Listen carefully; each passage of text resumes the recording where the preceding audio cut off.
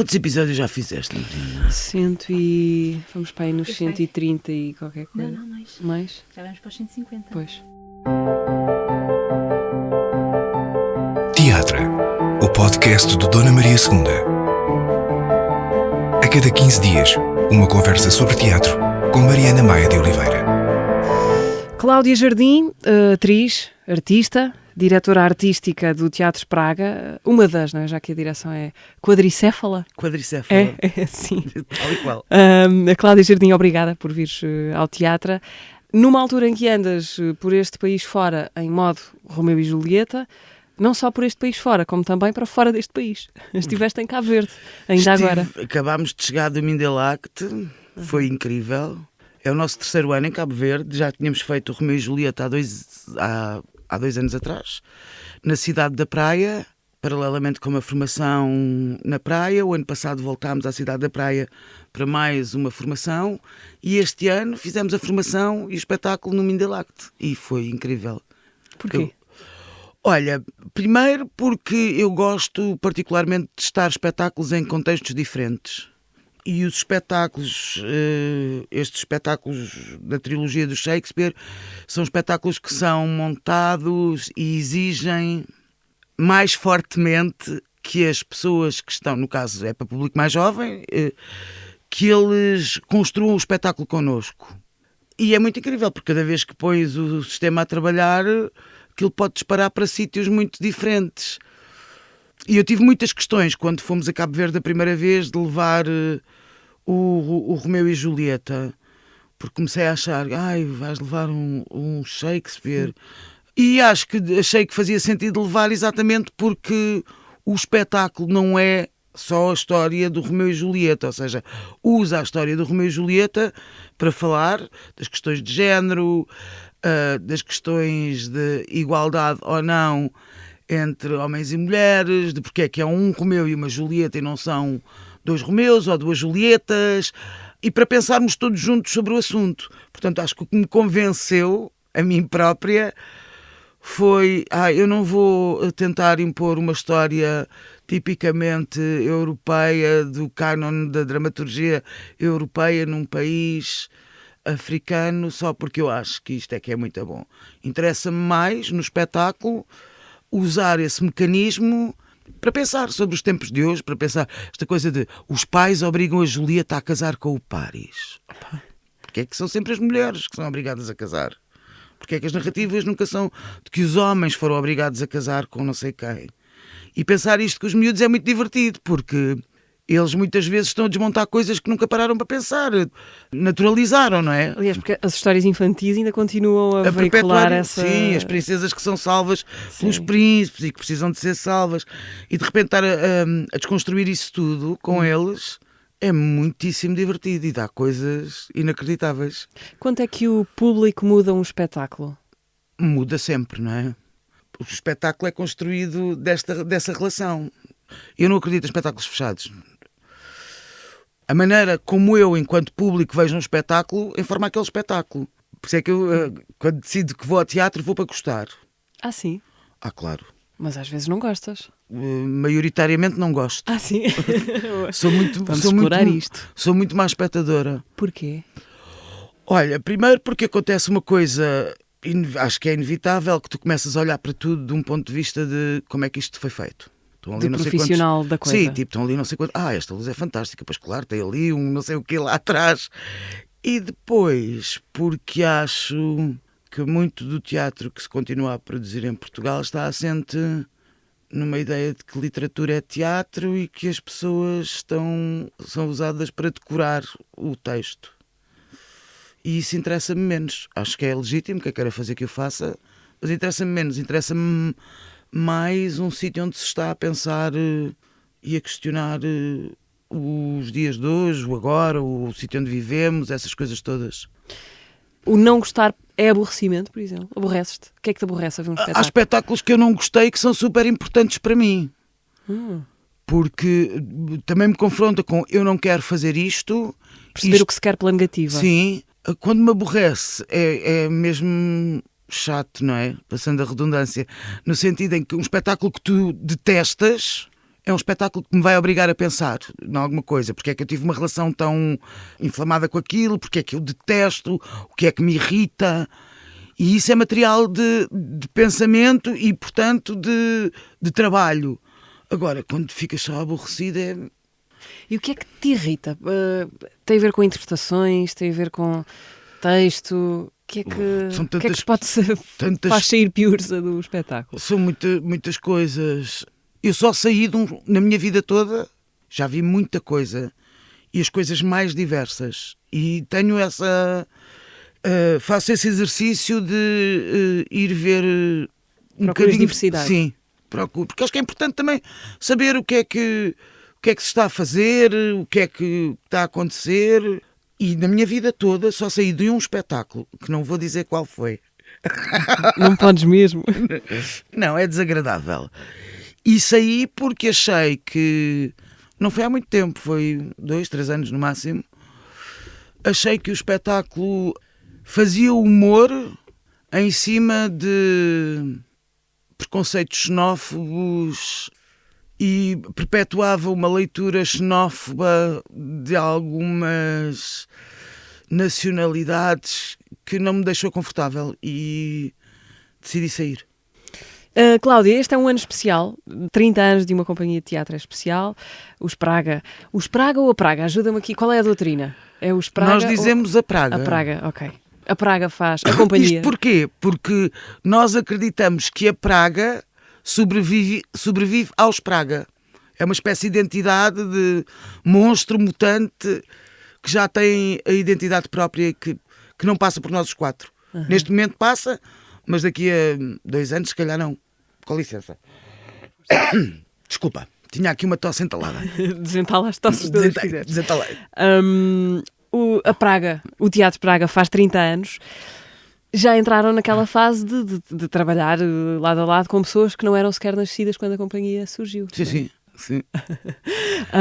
Houve um espetáculo este ano para assinalar esta data no Dona Maria II, o espetáculo Audição, que foi um belo círculo, não a fechar-se, não é? Porque nada disto se encerrou, mas, enfim, um regresso. Foi um regresso também para vocês, ao Miguel Bombarda, agora Sala Estúdio Valentim de Barros, mas aquele sítio é um sítio muito caro na história do Teatro Praga.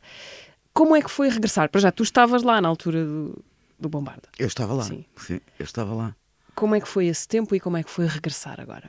Então, vou começar por esse tempo. Vamos lá, era uma vez. Era uma vez, ou seja, aquilo foi o espaço que nós descobrimos, precisávamos trabalhar... Um armazém de um hospital psiquiátrico que estava a funcionar.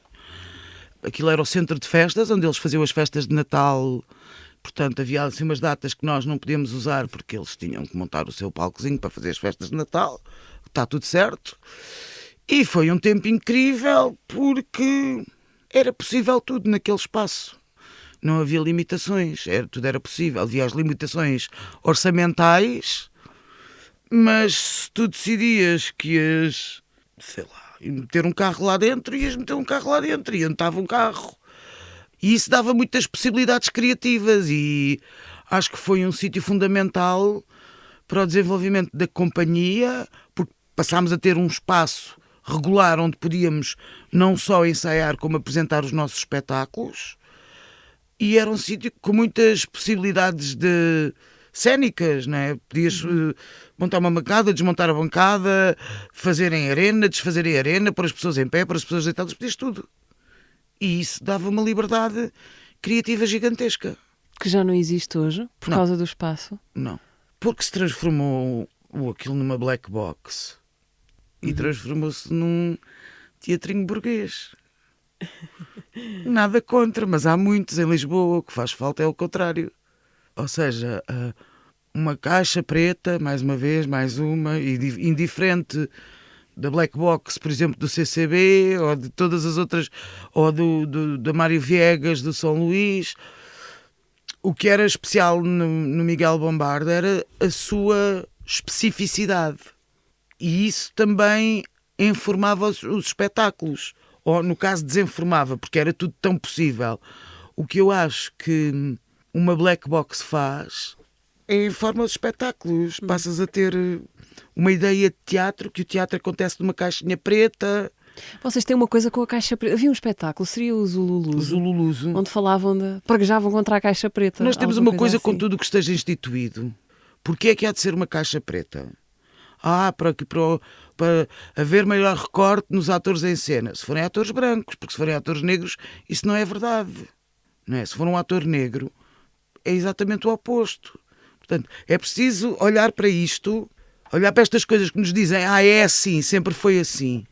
Porquê? O que é que nos levou a chegar aqui?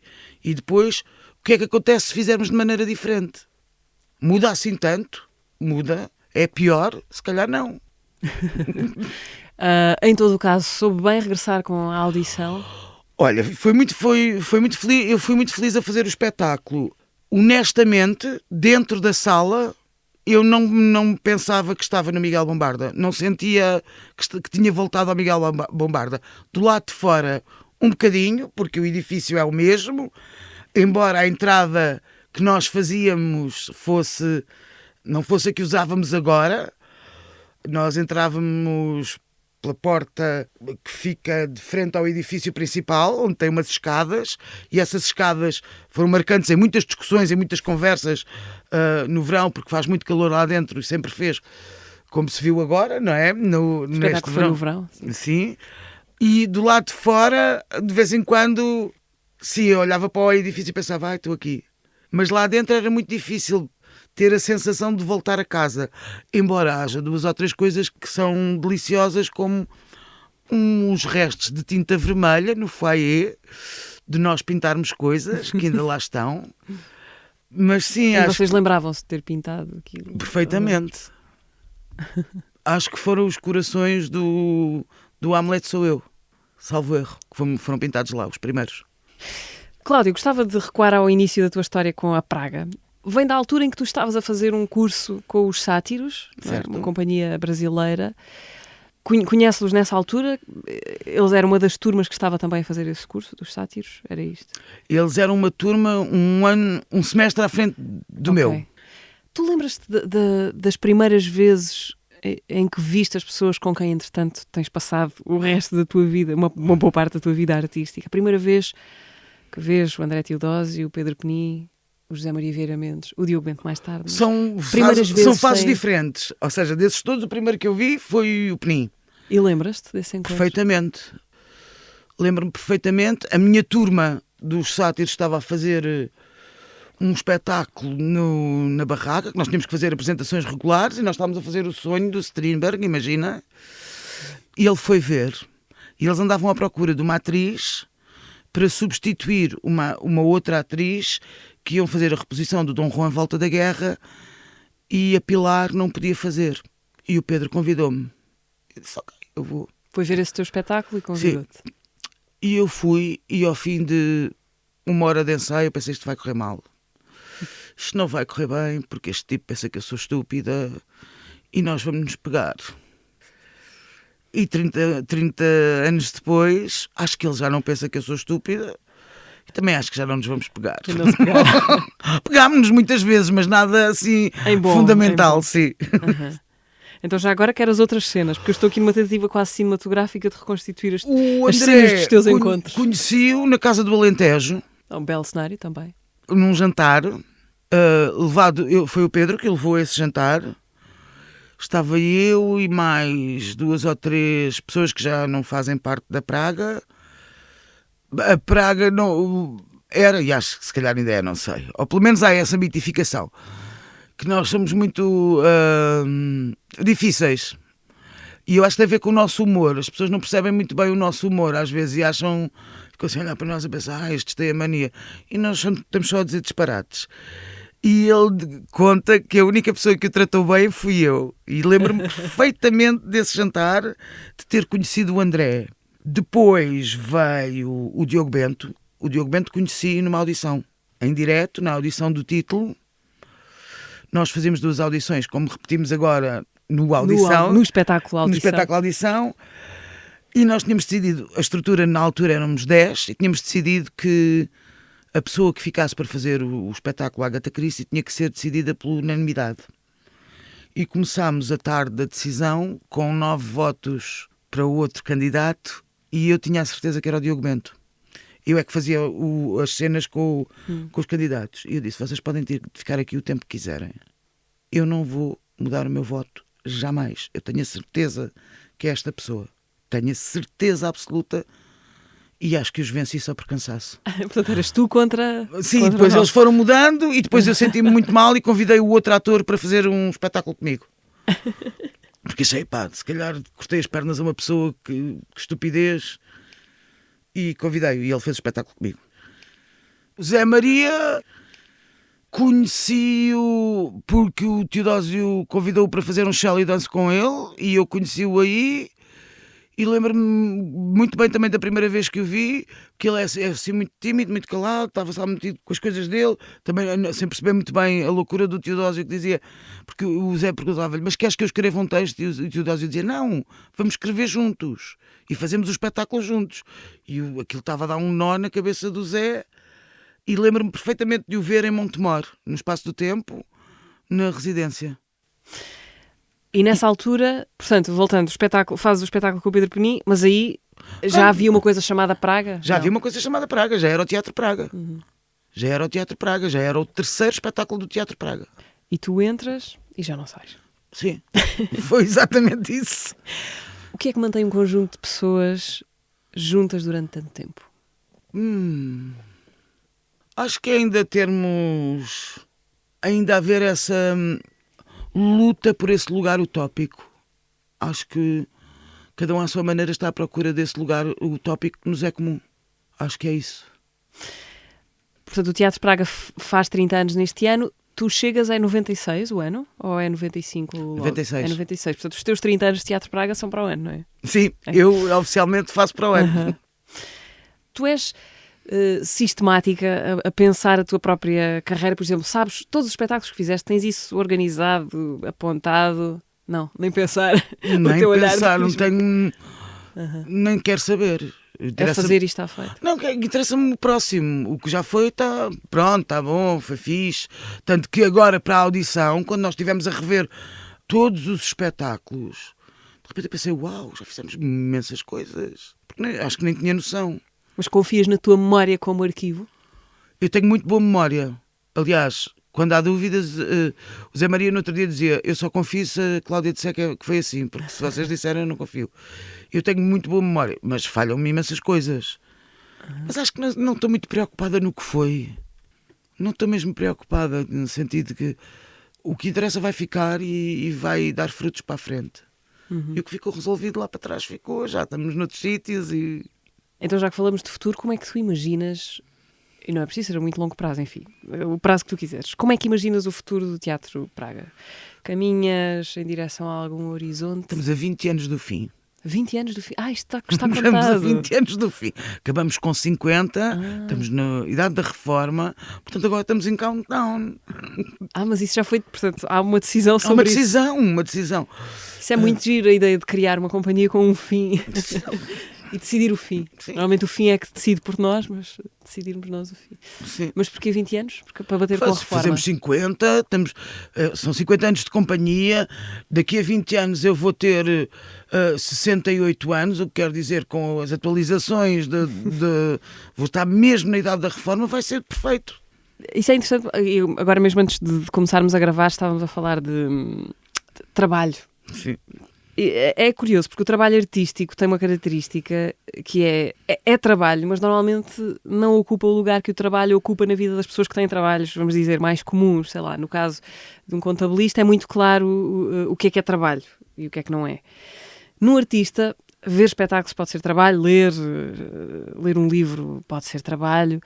Gostava de perceber se para ti existe alguma separação funcional nisto, ou seja, tens algum lazer que não se confunda com trabalho, alguma área da vida em que digas isto daqui não é para levar nada para os espetáculos? É impossível, é impossível. Eu não consigo desligar a minha cabeça, então às vezes há coisas que nós estamos aqui a conversar e podes dizer uma coisa que eu vou ficar a pensar nisso e amanhã isso já é outra coisa que não é possível, não é possível sequer desligar. Mas no nosso caso há dois tipos de trabalho, não é? Há o trabalho artístico de construção dos espetáculos, ou dos livros, ou dos projetos, ou das conferências, e há o trabalho da companhia, que também é uma coisa que nos consome aos 4 imenso tempo, né? Temos uma equipa incrível de produção e equipa técnica que nos acompanha e é bastante sólida, que nos facilita muito a vida, mas há muitas decisões de escritório que nos consomem muito tempo. Porque vocês têm também a vosso cargo um espaço, não é? Sim. Na Rua das Gaivotas. Na Rua das Gaivotas 6. E, portanto, isso é também uma máquina burocrática importante. Mas é um sítio onde estão bem, neste momento. Nós fazemos, até à data, fizemos muito poucas coisas nas Gaivotas, porque quando concorremos ao concurso que foi aberto pela Câmara Municipal de Lisboa, o nosso propósito era uma espécie de devolução daquilo que foi investido em nós no nosso início de percurso enquanto companhia. Ou seja, quando nós começámos a fazer espetáculos, Lisboa era muito diferente, os espaços culturais em Lisboa eram muito diferentes e havia estruturas e espaços não convencionais, como o Armazém, de Miguel Bombarda, de um hospital psiquiátrico. Havia o Teatro Taborda, que servia um bocadinho de... Então vamos brincar mesmo aos teatrinhos a sério, onde a minha geração toda passou por lá, que havia... Funcionava, marcas uma data e vens e fazes. E isso desapareceu tudo. E a mim assusta-me essa ideia de estrangular as gerações mais novas, porque isso significa matar uma possibilidade de futuro, não é? Porque vai chegar uma altura que eu vou morrer e tem que vir alguém a seguir. Ou que alguém me vai matar simbolicamente, no sentido que eu me vou tornar obsoleta, eu prago a estrutura, porque vai haver uma estrutura, um criador que vai suplantar o que eu estou a fazer, que vai dizer, olha, estás velha, caduca, isso já não interessa nada, o que interessa agora está aqui. E para isso acontecer, as pessoas têm que fazer. Não vai acontecer de um dia para o outro, não vai ser um milagre. Demora tempo, chegares ao teu caminho, demora tempo. Os primeiros espetáculos... É preciso oportunidades, não é? Claro, para experimentar, para falhar melhor. E é preciso oportunidades controladas também, para sem as estruturas ou os criadores serem lançados logo em circuitos. Os que conseguem aceder a circuitos mais mainstream, como Black Box do CCB. Há uma pressão quando vais apresentar no CCB que não há quando apresentas nas Gaivotas, obviamente, não é? Porque no CCB tu estás a pensar, isto tem que correr bem, porque eu a seguir tenho que conseguir ir para o pequeno auditório. E é normal que assim seja. Nas Gaivotas não tens para onde ir. Portanto, é mais relaxado, é mais acompanhado, idealmente tem mais tempo, e isso é importante. É mesmo importante. Quer dizer que levam muito a sério essa missão de acolhimento, uma espécie de útero, não é? De criadores, companhias. O que não quer dizer que todos os criadores, companhias que passem por lá sejam emergentes, sejam sequer, sendo que gosto não é um critério, mas do nosso gosto particular, ou seja, o que nós achamos é que as pessoas têm mesmo que ter espaço para criar uma assinatura, criar uma identidade artística, ter essa possibilidade que desapareceu. Se eu olhar para os primeiros espetáculos da Praga, eram terríveis. E faz parte. E tivemos de passar por lá para percebermos que não estávamos confortáveis com aquilo, que estávamos só a replicar uns modelos quaisquer que nem sequer punhamos em causa, mas foi importante passar por lá. O que é que era terrível agora que vês com essa distância? Nós tínhamos 18 anos, não é? Tipo... E chega essa resposta, não é? E nem sequer tínhamos muita consciência, sabes, Mariana? Era uma coisa muito selvagem, que é, nós queríamos fazer teatro. Tínhamos a certeza que não íamos ser contratados pelas companhias que, quando eu tinha 18 anos, eram 7 ou 8, não é? Era a Cornucópia, o Teatro Aberto, a Comuna, o Bando, depois já havia o Teatro da Almada, que eram assim os Tubarões. Depois havia assim já a Mónica, a Lúcia, o Conselteiro, o Olho, que eram assim uns que faziam as coisas que nos interessavam mais, mas que também não tinham dinheiro para ter uma companhia.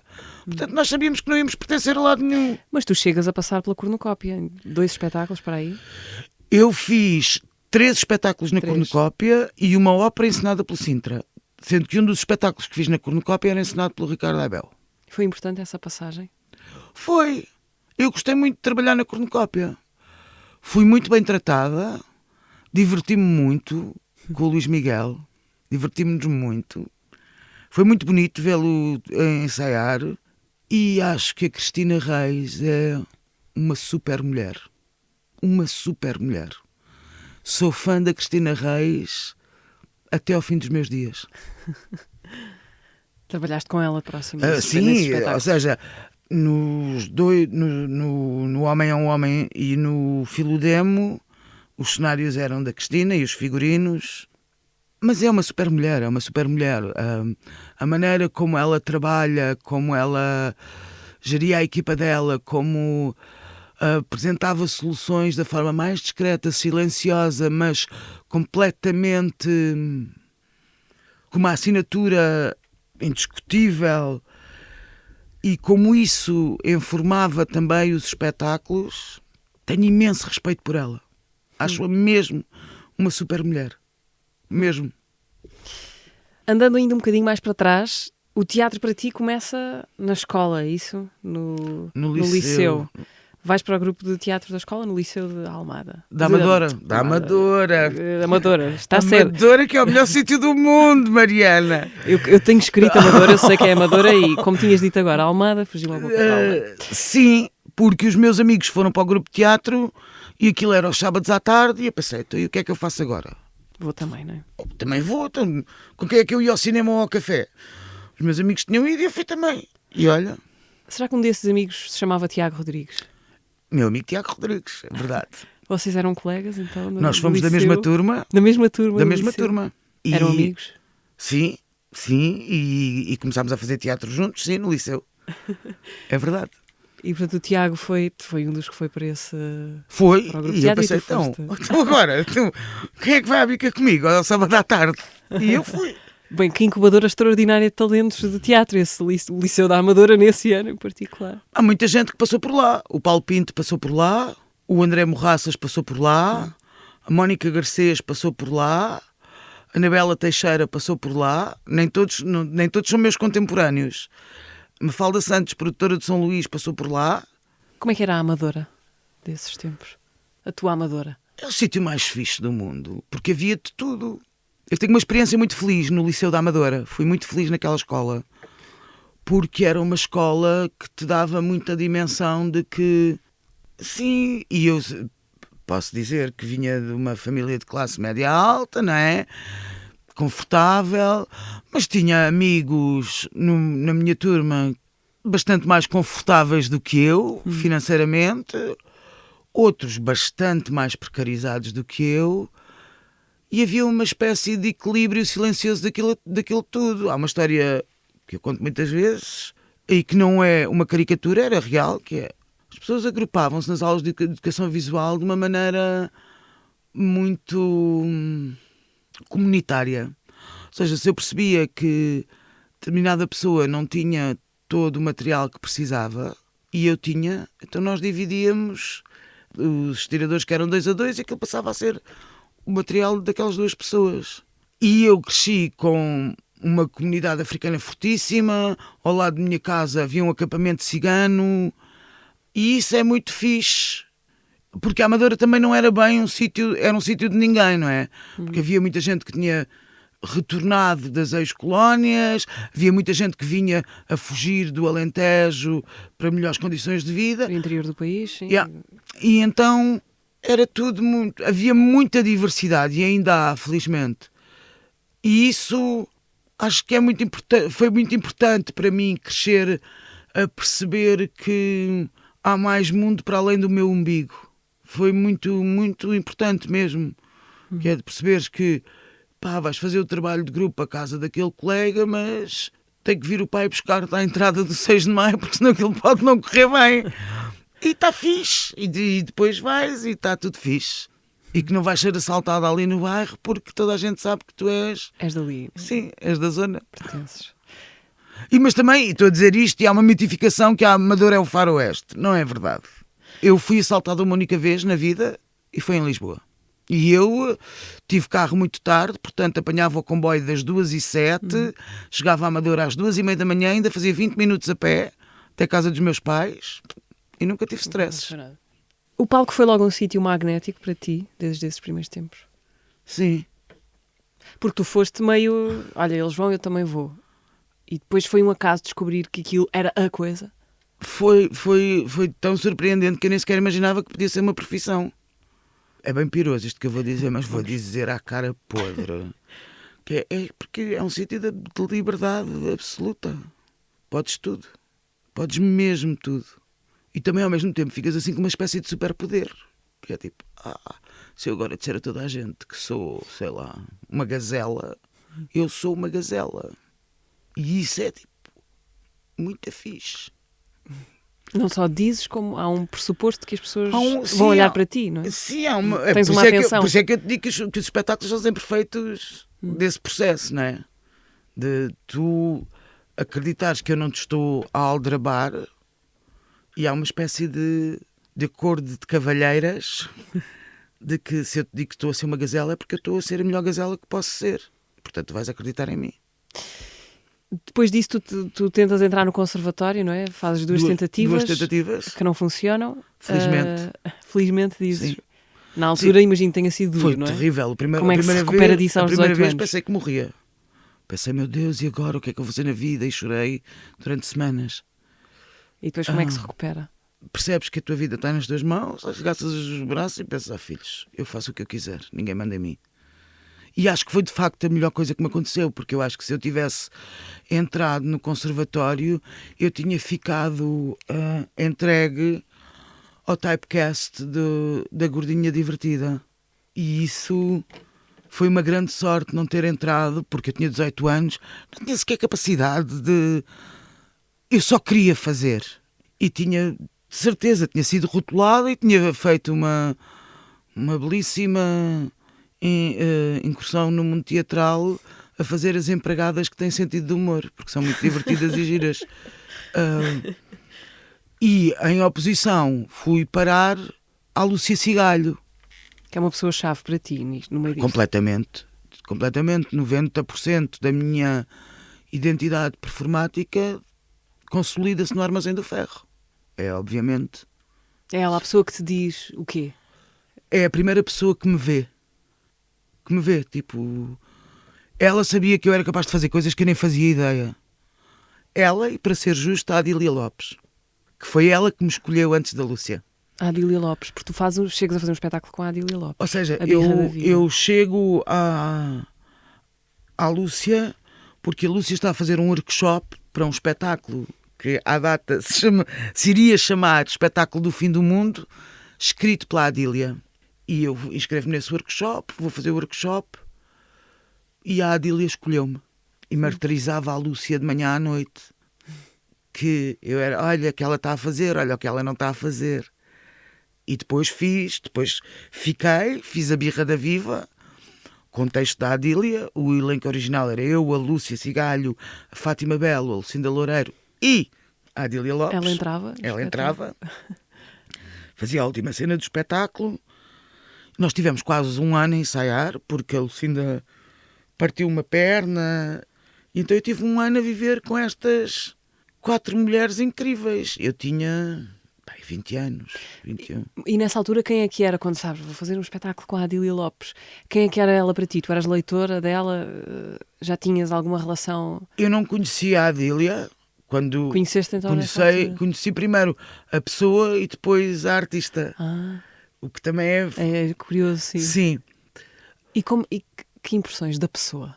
Porque nós só conhecemos, todos os outros que não conheceram a Adília Lopes conhecem a obra, não é? A Adília era uma mulher muitíssimo inteligente, muitíssimo sensível, com uma acutilância até desarmante. Parecia que fazia radiografias e que tinha o encanto de dizer as coisas da maneira mais pueril do mundo, o que às vezes conduzia a equívocos. E ainda hoje acho que às vezes conduz. Que acham só que divertido, que pitoresco que é a obra desta senhora. Sendo que era uma mulher muito sólida. Mantiveste algum contacto com ela nos últimos anos, nestes anos finais da vida Nos dela? anos finais, muito pouco, falámos 2 vezes por telefone. Tanto que, quando ela ficou mais doente, eu nem sequer soube. E quando chegou a notícia foi assim... Foi muito surpreendente para muita gente. Sim. Isto, tinhas 20 anos, não é? Estavas a dizer. Sim, Vou tentar sim. situar-me aqui. 20, 21, por aí, sim. Imagina, 21 anos, largada no armazém do ferro, com a Adília Lopes a fumar cigarros. Ela a fumar cigarros, muito feliz. Há registro disso? Há imagens, coisas... Eu tenho uma gravação de uma reposição da Birra da Viva no Teatro Viriato, já sem a Fátima Bela e a Lucinda Loureiro, com a Ana Silvestre e a Sara Graça a substituí-las.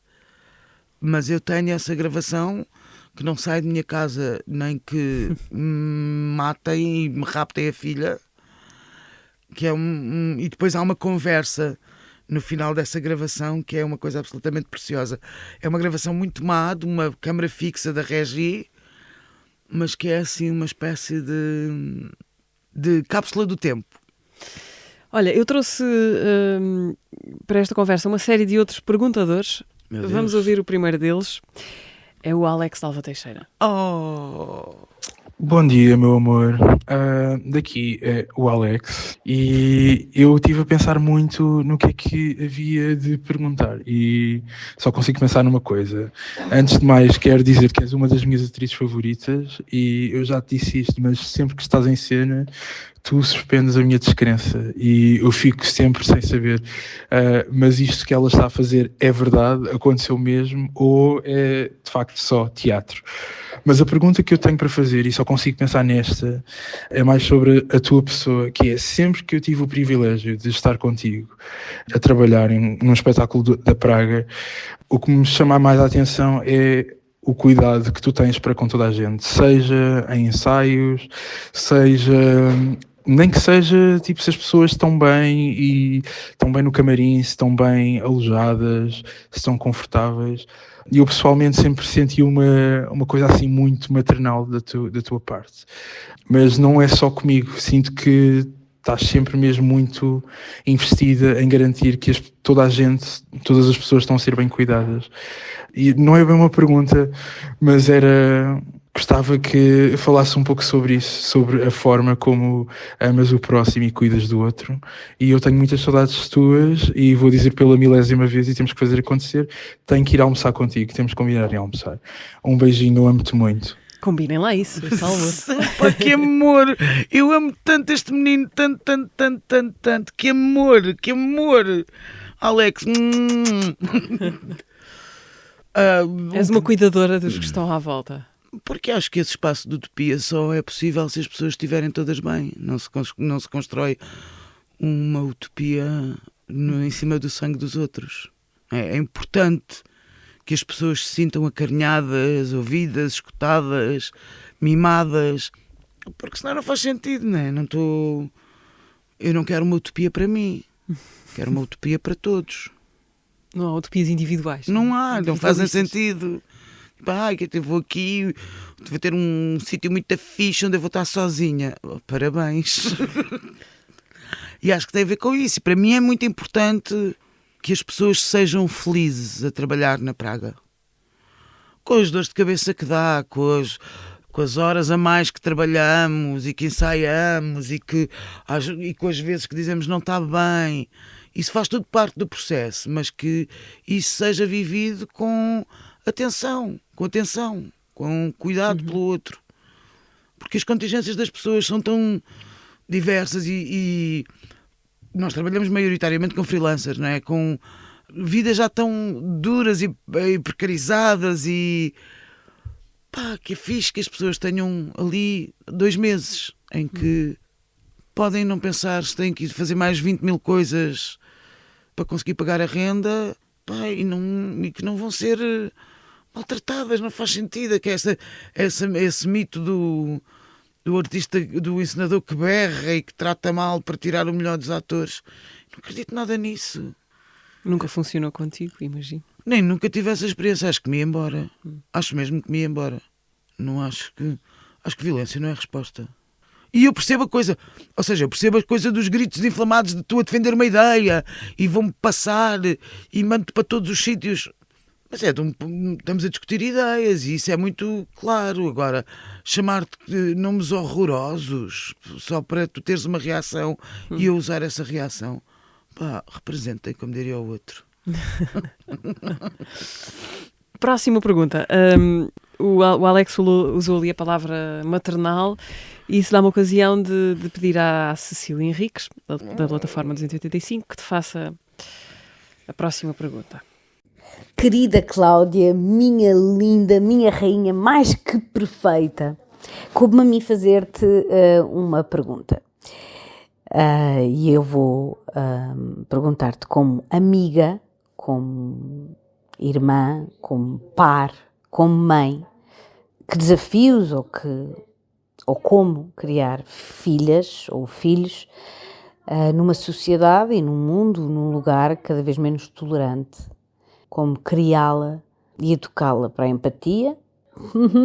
Preciso de uma solução. E outra coisa, como criar um ser que não precise constantemente da validação exterior, sendo atriz de profissão. Beijinhos, és perfeita, te amo. Olha, outra besnica mais linda.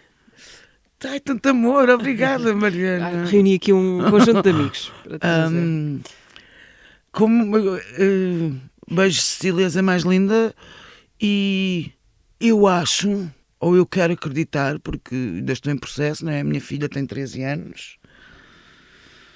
Eu acho que ajudar uma pessoa a tornar-se uma pessoa decente passa por duas coisas. Pelo exemplo, pela maneira como tu te posicionas, porque desde que eles são pequeninos eles veem isso, e por conversar, por desmontar coisas. E eu acredito que, mesmo que às vezes não pareça, a minha filha está a entrar na adolescência, não é? Pois eu ia te perguntar isso, 13 anos já conta como adolescência? Já conta, já conta. Mas está uma adolescência, até agora está bem fixe. Está mesmo fixe.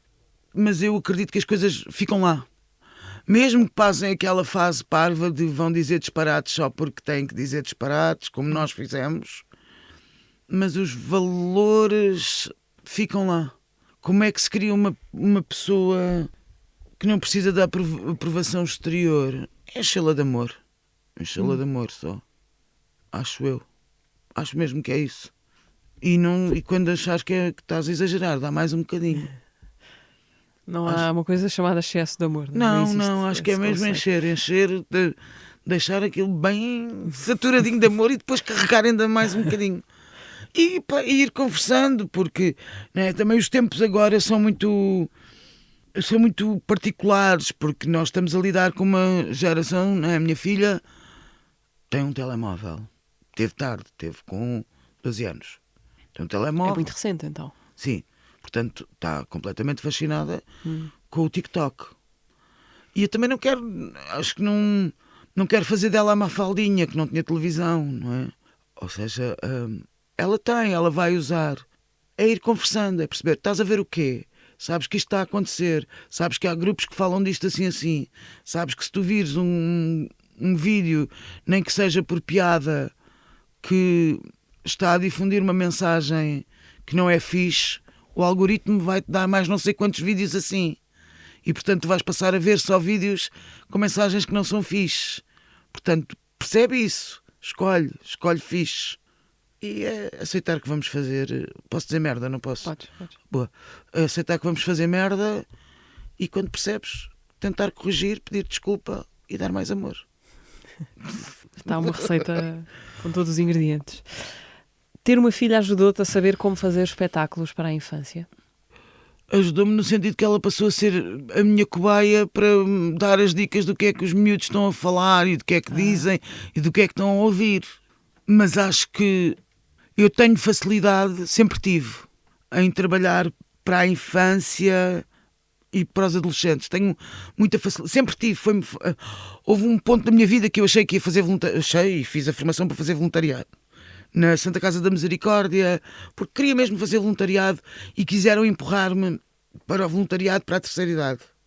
E eu acho que aí não seria boa, porque há uma coisa, uma potência na infância e na juventude, que é, por muito que tenha corrido muito mal, me dá muito caminho. E nas pessoas mais velhas, que merecem o mesmo tipo de cuidado e de crença nas pessoas que eu não tenho essa capacidade, porque não tenho, porque não sei muito bem porquê. Sim. Não sei muito bem porquê, é mais difícil. Porquê é que tiveste essa vontade a dada altura de fazer voluntariado ou de achar que a tua vida se ia dedicar a isso? Porque não estou sozinha no mundo.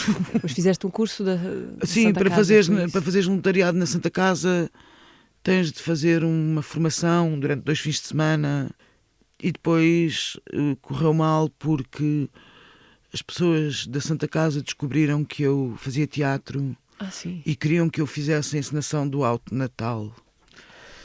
E eu não quis fazer, por todas as razões e mais algumas, porque o que me interessava era estar com os miúdos e tornar-lhes aquilo. Ou seja, eu acho que isto já vem de um projeto que eu fiz em Viseu há muitos anos, que fiz um projeto com 13 meninas de uma casa-abrigo e que toda a gente me dizia: tu não vais conseguir. Fiz eu e o André Godinho, levei o André Godinho comigo.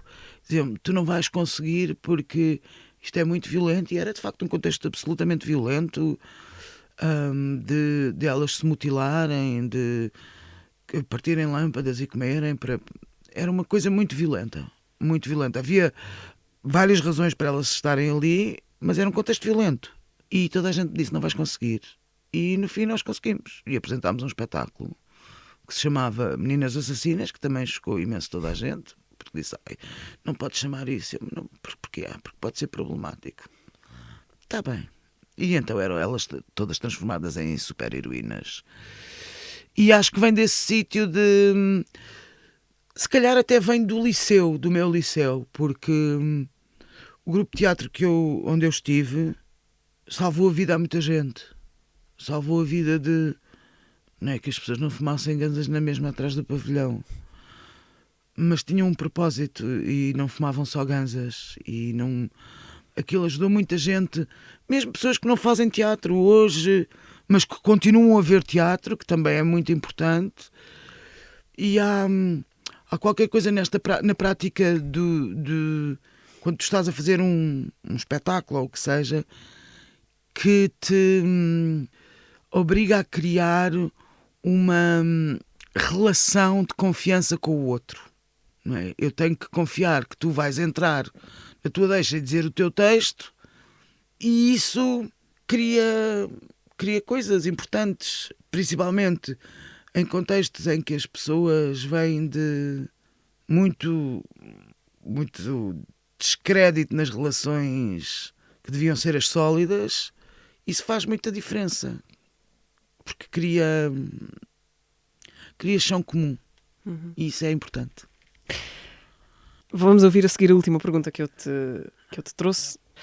Antes disso, ouvimos no minuto o episódio anterior, um bocadinho do que foi o episódio anterior do teatro, conversa com o João Canijo.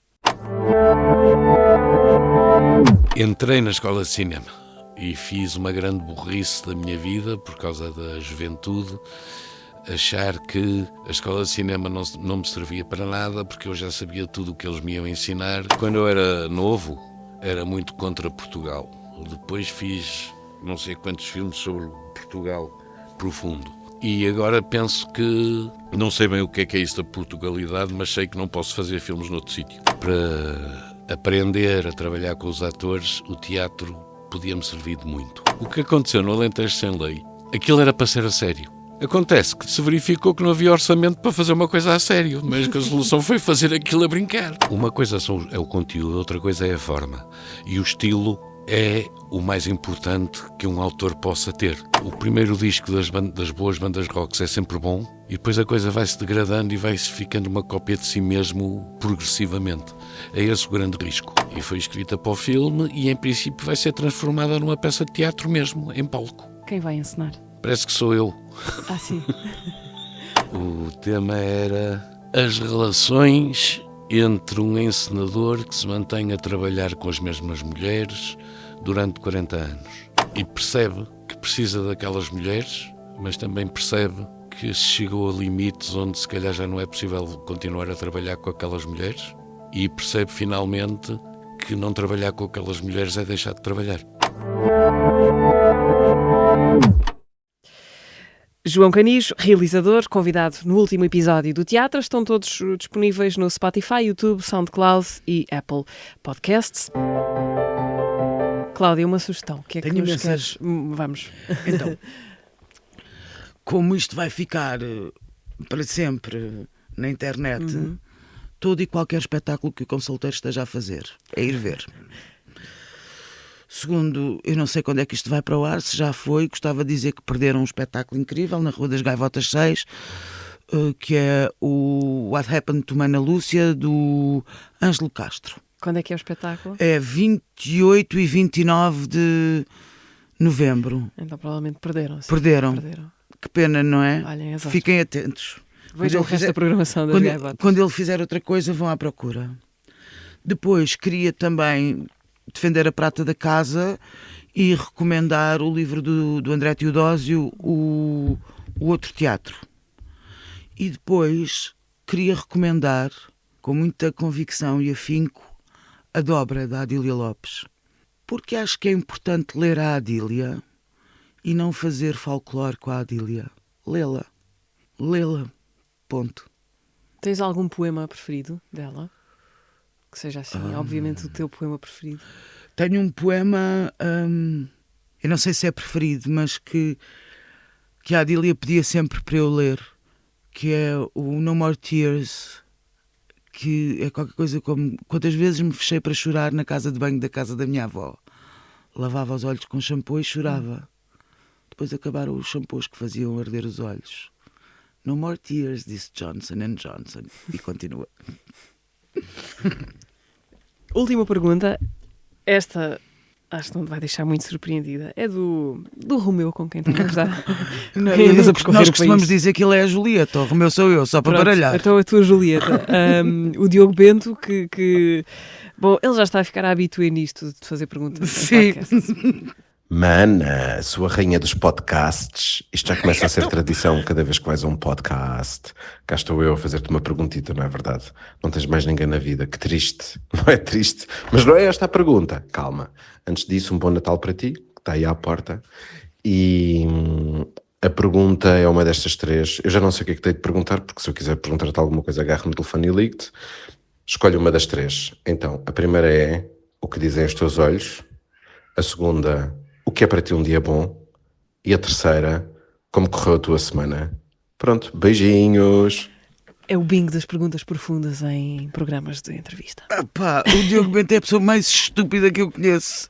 E digo isto com imensa admiração. Atenção, que fique registado. Olha, não sei o que dizem os meus olhos, que tenho que ir ao oftalmologista porque acho que estas lentes já não estão boas. A miopia? Estigmatismo e hipermetropia. E já tenho lentes progressivas, que também é uma coisa... Mas pronto. Como é que foi a minha semana? Um bocado ranhosa, com dor de garganta. E qual é a outra? O que é o dia bom? Um dia bom para ti? Um dia bom... Vou fazer como fazem para a Inês. Um dia bom para mim... é poder dormir 8 horas. Isso é tão fixe quando isso acontece. É ótimo.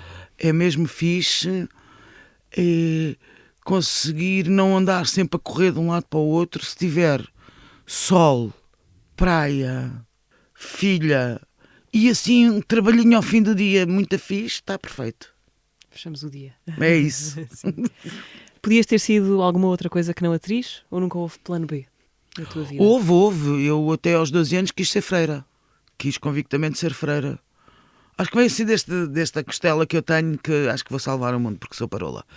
Sempre achei isto, desde que... E aqui continuo, já estou mais cética e mais cínica, faz parte, mas continuo a achar um bocadinho. Mas quis ser freira e depois um dia estava em Fátima, pá, por favor, com a minha avó, que estava histérica com o facto de eu querer ser freira. Porque verbalizava-se isso. Sim, me dizia, quero ir para a catequese. Quando fui para a primeira classe, disse à minha mãe, eu quero ir para uma escola de freiras. E a minha mãe disse, claro, vais ali para a escola número 2 da Reboleira, que é bem boa. E fui, e depois juntava dinheiro e pedia à minha avó, e ela ia comigo a Fátima. E eu lembro-me de estar a assistir a uma homilia e de estarem a falar sobre a fome. E sobre... devia ser naqueles anos terríveis que só se falava do que estava a acontecer na Etiópia. E eu lembro-me, eu devia ter aí 11 anos, 10, 11 máximo. E eu lembro-me de olhar para aquelas pessoas cheias de dourados e pensar, olha, aqui está uma bela aldrabice, sim senhor.